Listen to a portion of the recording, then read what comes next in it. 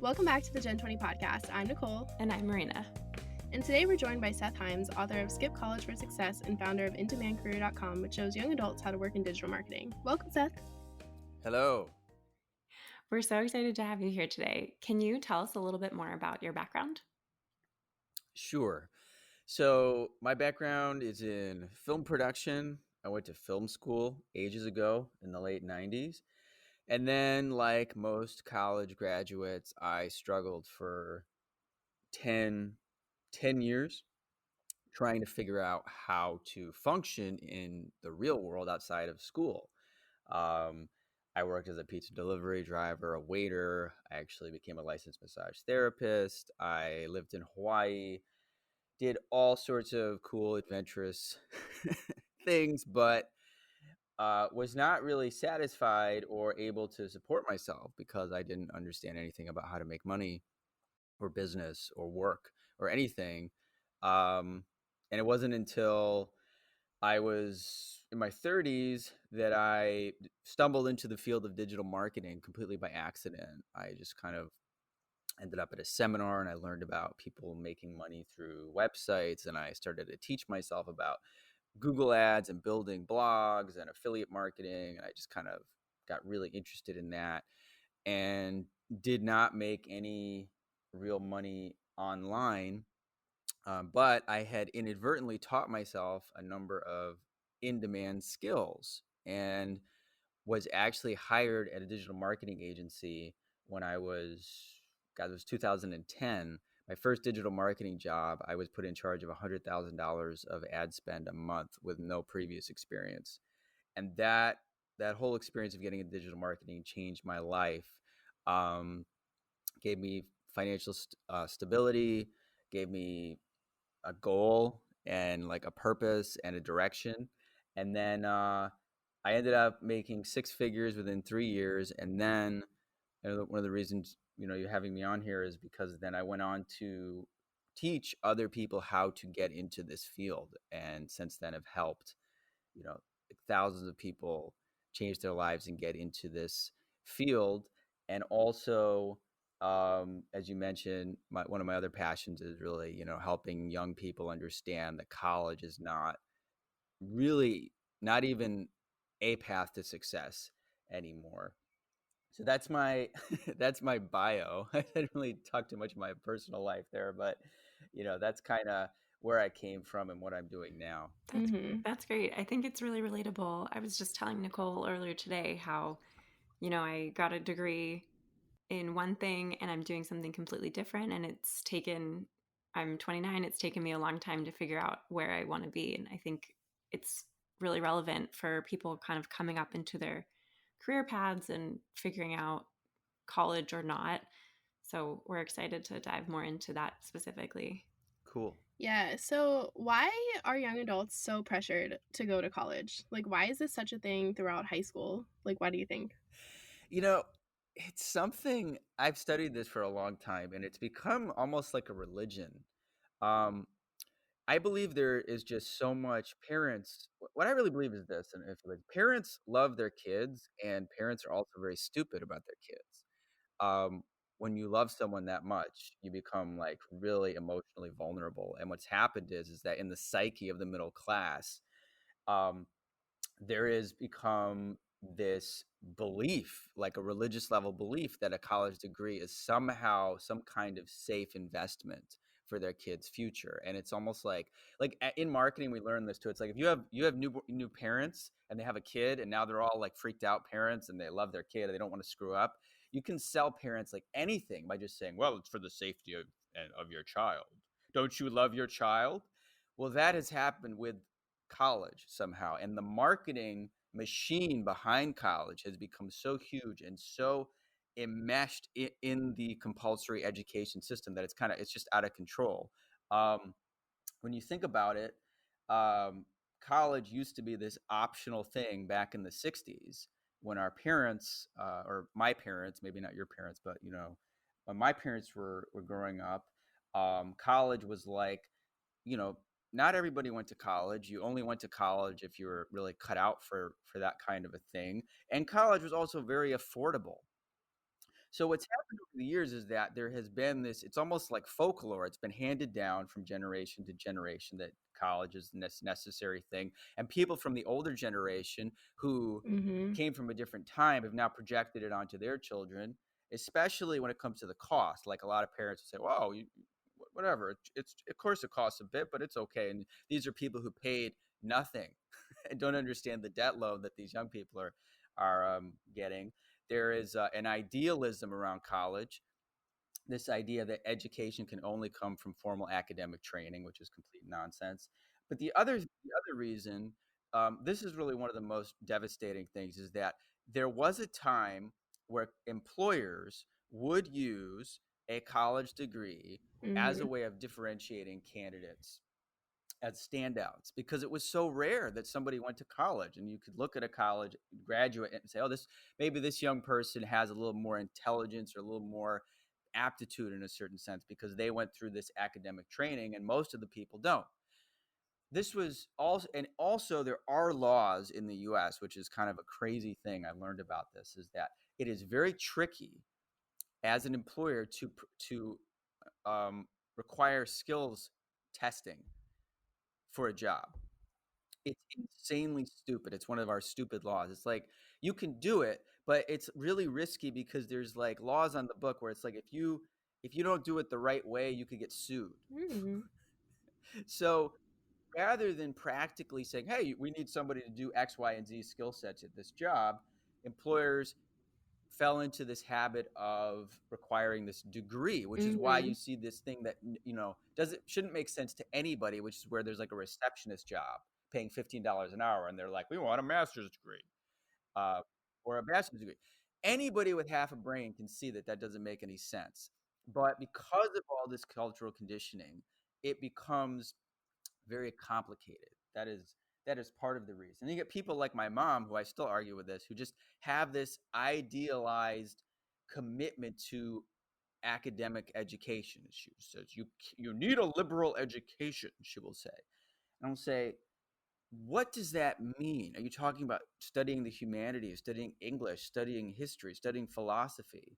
These are pursuits that have value in their own way. In the same way, I think it's valuable to learn a second language or to read, but it's not something a young person should be going six figures in debt to get, and then being left completely directionless after school. These schools just pump out these graduates and they don't provide any support, which is when people find me in my program.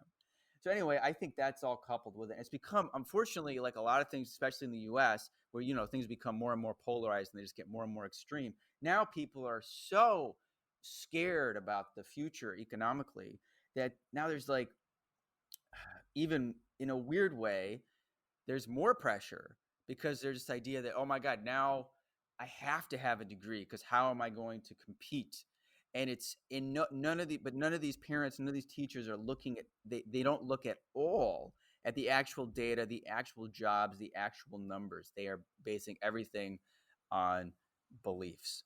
So that is part of my very passionate response to that.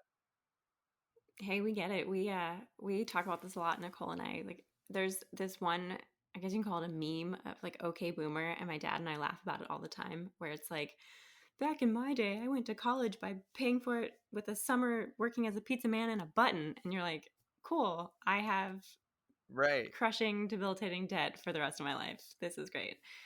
And it's like this it's so hard to figure out how to get ahead if you're Yes, looking at it these is. jobs that say you need this degree or that degree, but also you're already staring down the barrel of hundreds of It's thousands of it's dollars in debt. it's shameful is what I think it is. It is so irresponsible. And this is and it's so bizarre. Um, I spent the last, like, I never, this is the funny thing. My path to this realization was that in 2008 or 2007 is when I got my first I was working as an accountant for about a year, which was my first sort of normal job, and I was making close to 50K, and I was finally had a little, at the time, it's 10 years ago. Um, I was doing okay. I actually could take a deep breath because I wasn't jumping from job to job. And during that time is when I started to reflect on my degree, and art school had been a complete waste when it comes to the industry. That's a whole thing. I did a whole thing on film school, but I had this assumption in the back of my mind. I always felt like, well, if I just didn't go to art school, if I didn't major in film, if I majored in something practical like English or biology, I thought, oh, well, that would have led to more stability. And I started doing the research, and I was like, oh my God, everybody's screwed. And then actually, this is the story I tell people. Ask, like, well, how did you get so passionate about this? I was in my 20s. I was like 26 maybe, and I went to this party. I was living in LA for the first time on the West Coast, and I went to this party. I remember talking with this girl who was 21. We were chatting, and I was like, what'd you major in? Or she just graduated, and she said, oh, I majored in biology. And I remember thinking immediately, I was like, oh my God, there must be so many opportunities with a biology degree compared to my stupid film degree. And she started crying. I remember she started crying at the party, which was like really, and I felt like an older brother. I was like, oh my God, what's wrong? She started telling me about her debt. She had $70,000 in Aw. debt. And I'd never heard of such a thing because I was very fortunate. My family, Mm-hmm. savings, financial aid, all the stuff we'd done to keep, my, Mm-hmm. tuition down. I had some debt, but not $70,000. I think I graduated with about 11 or 12,000 in debt. And I just looked at her. I was like, how the hell is this possible? This didn't make sense to me. It seemed Mm-hmm. like criminal. I was like, this girl's 21. She can't find a job. She's never worked before. She's basically a kid. She's a kid. And she has more debt than a degenerate gambler. you know like that was the only way a 21-year-old would ever have that kind of debt Mm-hmm. in the past, is if they became some kind of gambling addict and was at the horse Mm-hmm. races or at a casino.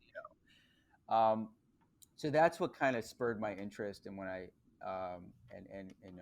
and got me interested in this, and it's become, Mm-hmm. and then, unfortunately, they've said I end up talking to the students because most parents are completely unreasonable.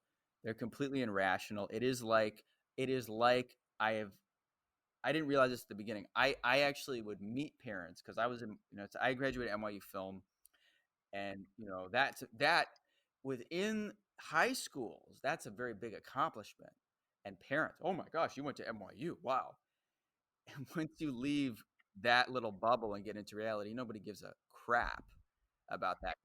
Yeah, I have And an the I have an parents, MFA. Ask me how many people are knocking on my door. I know. I'm sorry, Marina.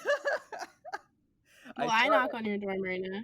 that. Thanks, Nicole. I saw that in your bio. But the other thing is, I'm I don't know if you were going to ask me this, but the thing I really studied this over 10 years. I was like, well, how is this possible? We're a highly intelligent society, or to the most part.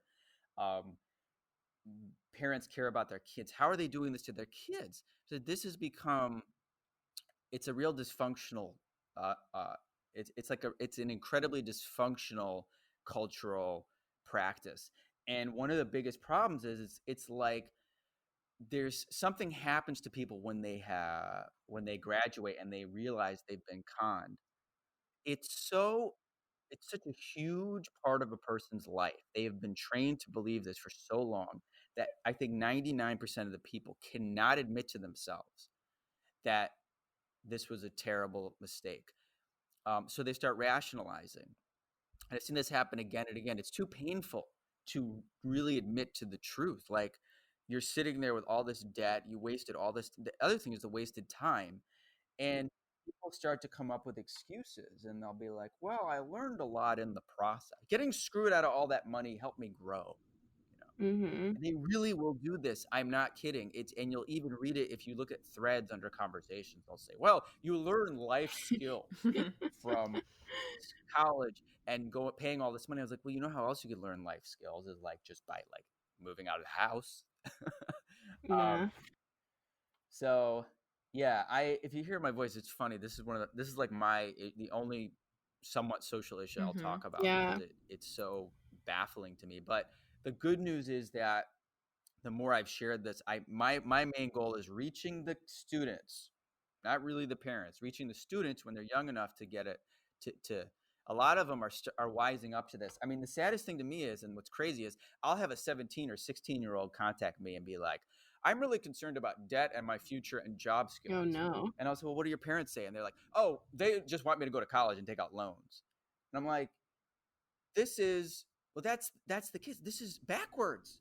Yeah, it's so weird as parents to be like, we care so much about our child, but here, go take out $100,000 in loans. It's what you need to do for your future. Like, I just don't understand how that logic applies. Yeah.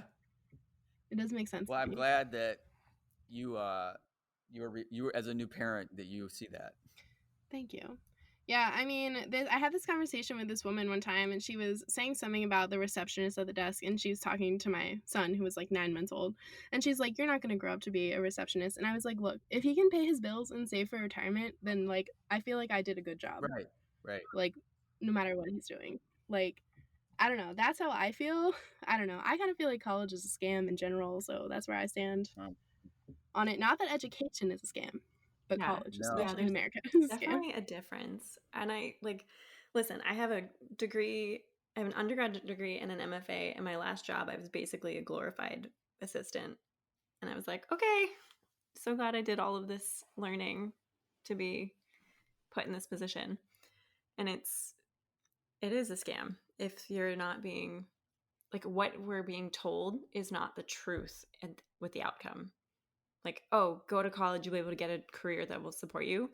That's not always the outcome, because you need to then go on get supplemental experience. And it's that age old, like, well, you can't get a job without experience, but you can't get experience without a job. But your degree does not count as experience.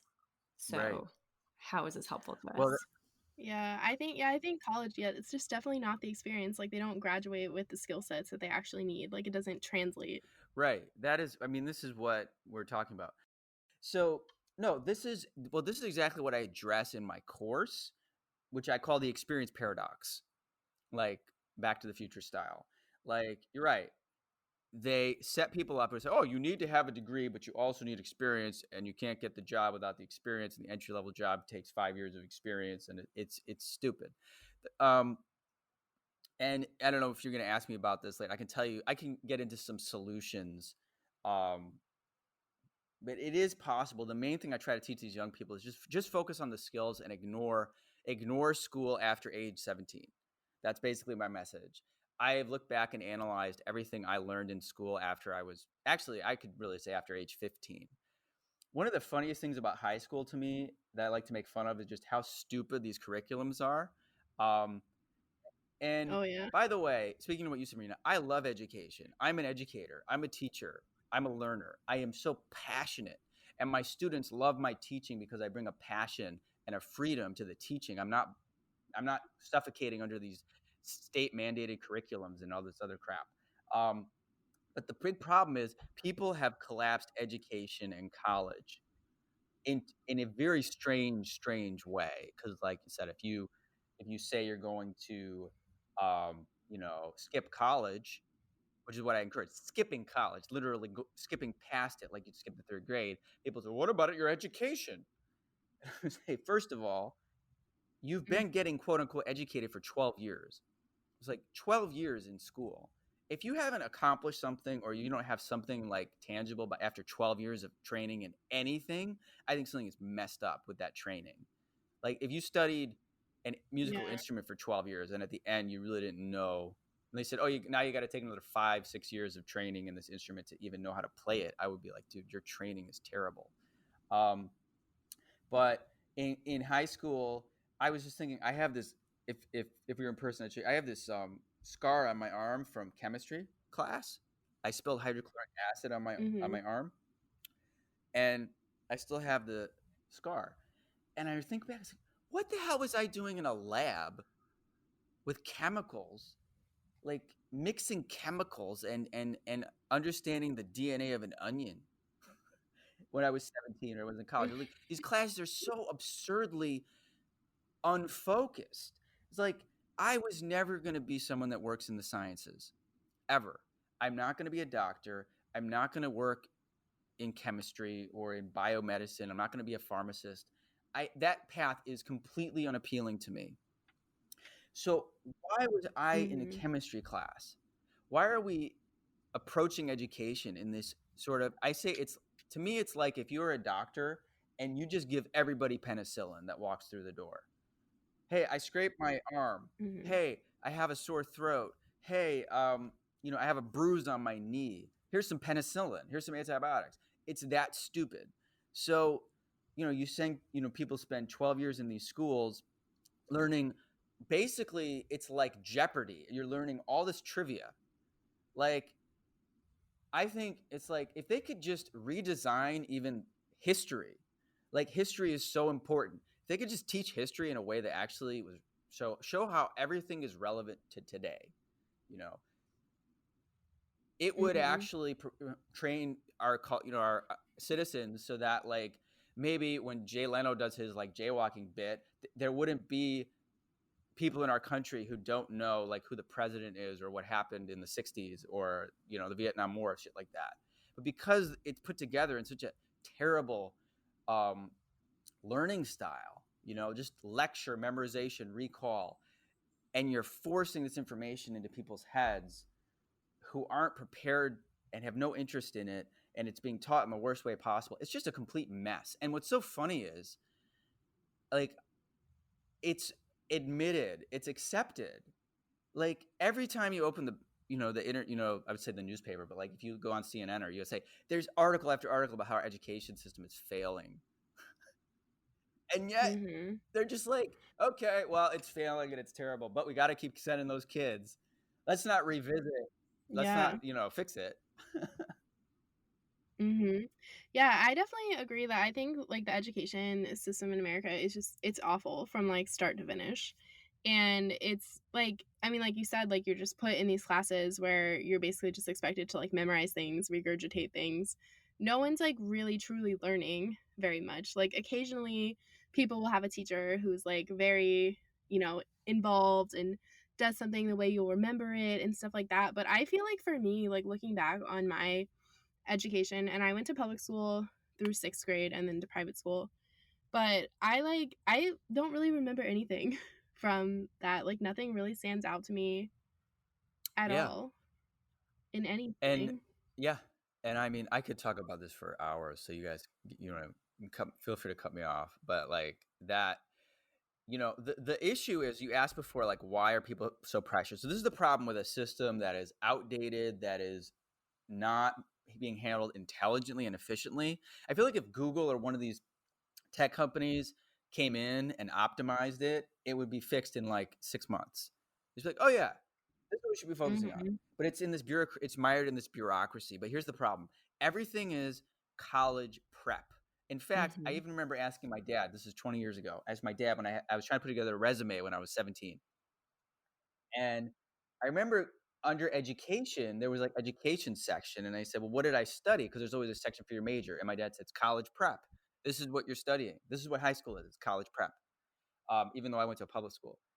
So I was like, this is the problem, is that after age 6th grade, it's just college prep. You're taking all of these absurd classes, and then you're taking these stupid standardized tests like the dumb ass SATs and the ACTs. I mean, how absurd are these tests, right? These are $1 million Mhm. industries. Not only there's not only the tests themselves, but the test prep industry with all of the crazy parents who are paying all this money to get tutoring on scoring on this standardized test that you'll never think about again. But the whole point of it, it's all about getting into college. And then once you're in college, it's about, trying to graduate. And so but this whole process is taking 16 years of your life. And Mhm. if we Mhm. take out, like what I say is, and here's the thing, you got to learn to read, you got to learn basic math, you got to learn history, you got to have at least a context of where you came from, and you should learn some basic science, like basic science. But I think like cell mitosis, I mean, I feel like you should know basically kind of like what cell mitosis is, what the mitochondria of a cell is. um, The powerhouse of right, the cell. you I just have to yeah, put you in know there. what that is from chemistry, but it's like that's like people like it's like we spent like two or 3 years. But how do you do Yeah. taxes? How do you Well, balance your I don't know. accounts? I think that takes us to the next. Yeah, that would be the next thing, which is what should they teach instead? I was just, Mhm. ranting about what they do, but yeah, they don't teach taxes or anything practical, and it's so bizarre because these Mhm. teachers, like I know people who are. I know I had a roommate who was a teacher, so passionate about her English class and doing a great job teaching literature, but you know, you got all these educators, quote unquote, and they like aren't teaching these young people anything practical. So what's up? yeah. Yeah. I think one problem is that education and then like this path of college, somehow everything has been marketed as like a one size fits all for people. So everyone's being funneled into this college prep path when it's really not, not always the best for the person because people learn differently, people have different interests. And so I think my dad and I talk about this all the time that, we need to be having more trade schools. Like people need to, students, kids need to know what all their options are and what they can be doing outside of this like one small linear path that has not proven to be very successful in the 2020 year.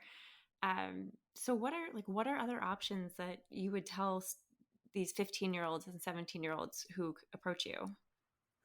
Okay. And that's, by the way, this is what I do. And this is how I've helped literally thousands of people change their lives. And so many people in their early 20s making really good money without debt, without college degrees.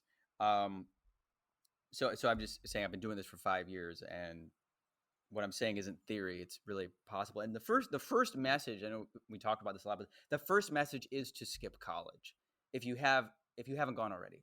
That's the whole point of getting into this in so much detail, is that the way it's presented is this terror people have that they're going to explode or like die if they don't get this degree. And then if you Mhm. just don't go and spend your time focusing on getting marketable skills, not only do you get a 4 year head start on your peers, you avoid the debt. And what's so nuts is I talk with a lot of my students, I'm friends with them. There's one student, Karen, she's 22 or 23, making six figures, working remotely. She was making 52K a year, freelancing part time when she was 20, um, doing SEO for this insurance company. And she doesn't have a college degree. So, but she isn't dealing with debt. And it's so funny because I talk to all of my students, and it's so funny because they just all their friends have debt. They don't have debt, and they have kind of the same position. They're just like, it's so strange to see their friends and family messing themselves up financially. So the first step is to just relax. I say, just relax. If you're 20 years old, and let's say you didn't even get any skills and you just worked for 2 years, you're better off. That's the messaging, is you're better off without the degree. There is not this magical degree factory where when you come out of college, you're suddenly ushered into this world of luxury and success. You do not have to deal with $1,000 a month in student loan payments. You can use that money for rent. You can save it. You can, get a car while your Mhm. peers are going to be struggling. And that's really the first thing, is I just try to be practical with them. And then, so what do you do instead? Guys, there is so much to do instead. And even, trade school is a good, like Mike Rowe, I respect him a lot. And I love what he's talking about, the trades. And I've met people in my life. I remember a guy who was in college, hated it, like so many people, dropped out, became an elevator repairman, loves it, loves doing, hand-based skilled trade work. A lot of these jobs are hands-on, real life. You're working with stuff, whether you're being like an electrician or a journey linesman or any of these different jobs. But look at the world. Look at the NASDAQ, even though it's down today. Look at Amazon. Look at Facebook. It's the internet. And this is a generation of computer savvy, bright young people being educated by a bunch of stupid older people who don't Mhm. understand all the job opportunities. So all you have to do, it's this simple: get high income skills. And 20 years ago, that wasn't so easy, because it was like, well, what's a high income skill back then? I mean, what did you have? You had you had law, you had medicine, computer programming, maybe accounting. Accounting is still a great skill, and bookkeeping. But a lot of those things would still require schooling. Now, digital marketing, the number one thing I recommend. And I tell all my students to get this. I say, get it as a skill set. Give up, first of all, give up this fantasy myth that you're supposed to have your life figured out when you're 18 and go to college. And I'm going to major in this topic and I'm going to major in history and become a history worker. You know, Mm-hmm. it's insane. You're getting skills. Skills are like, it's like a video game when you power up or you get a new skill set or you craft a new kit. Playing PlayStation these days, you get a skill Mm-hmm. set. Now you can use that skill. So now that my students have digital marketing skills, they can get a client, they can get a job, they can work on their own websites, and they all do this. They consult, and they're able to create their own lifestyle. Some people want a full-time job. Some people want to freelance. Some people want to work on their own business. They have that freedom. It comes from having high-income skills. If you don't want to do digital marketing, coding, you can learn UX design. Um, you know, I even discovered that, there's people making good money illustrating and doing artistic things if they learn how to market themselves and learn sales. Learn how to sales is like the number one skill set that everybody should have, because even if you're going to be as I say to people, even if you're going to be an academic, you need sales skills, because you need to know how to get that proposal, get that grant, you know? Yeah. Well, I mean, like most jobs and like anything in any industry really uses sales. Like that's a big skill, no matter Yeah. what industry you're in. And when I say sales, I mean, that's personal communication.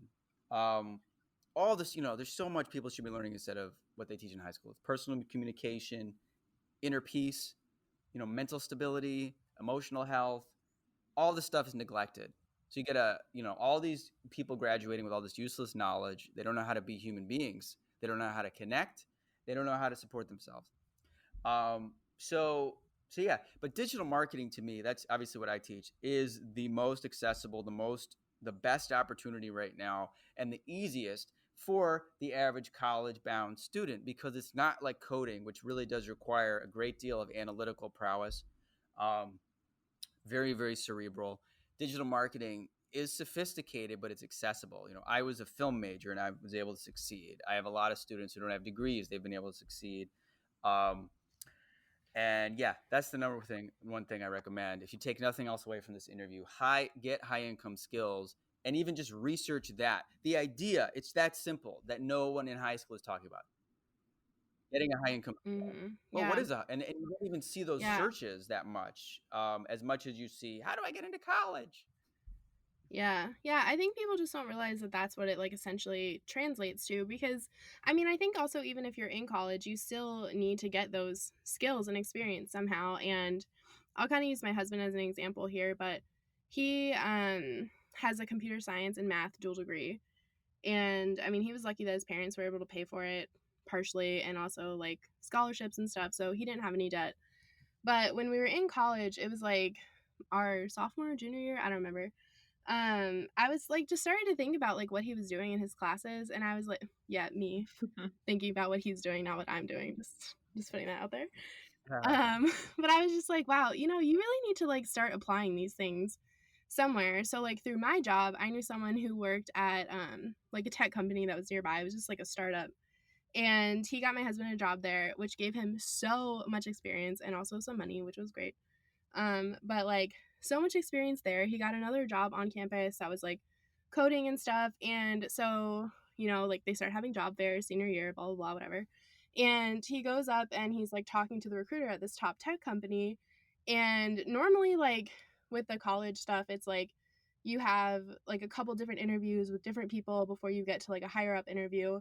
And then they fly you out to like their campus to have an interview there. Like my husband was offered the job over six figures after one interview, just like mostly That's based on awesome. his experience. And not trying to toot my own horn, but like I helped him get there, just saying. But yeah, like so even Yeah, in college, like you still need to get that experience. So even if like you're not going into like a career path that necessarily requires a degree, the experience is still so important. yeah. It's the only thing that's important. Nobody cares about a degree, Yeah. really. there's it's becoming and a lot of these companies will add. I do these walkthroughs every week where I say, a lot of these postings, they still say degree required, absolutely, but it's like I say, it's like a dating profile where it says you have to be 6'4", or like it's kind of this unconscious require. It's not a requirement. I guess that's what I try to teach people, is people relate to it like it's a law. Like, oh, I can't apply to this job because it says degree required. It's not a law.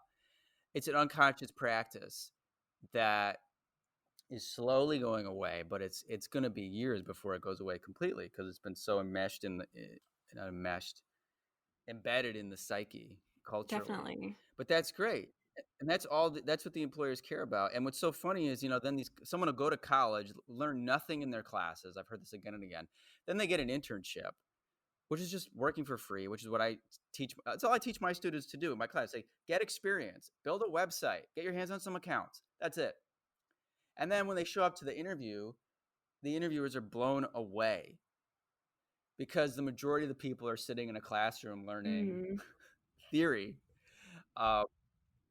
And it was like, and so it's so funny is, you don't need to be paying this college all this money, taking classes that are really terribly put together, and then get an internship. You can just get the Mhm. internship without the wasted money and time. I think another thing we haven't talked Yeah, about, but the the idea of not going to college somehow became like really stigmatized as meaning something, and it was kind of like it became like a social status that, oh, I went to this school and I have this degree. And at the end of the day, that does not, it should not matter, and it doesn't matter, but there's still, I think, this stigma Mhm. where people are like, oh, I didn't go to college. Like my sister-in-law, had a she didn't go to college. She worked from like 16 on. She's very successful, very smart, very driven.